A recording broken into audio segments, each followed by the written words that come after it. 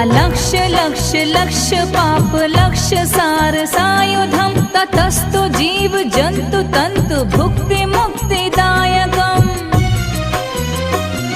विरंचि विष्णु शंकर सखीय धाम वर्मदे त्वदीय पाद पंकजं नमामि देवी नर्मदे त्वदीय पाद पंकजं नमामि देवी नर्मदे। नमामि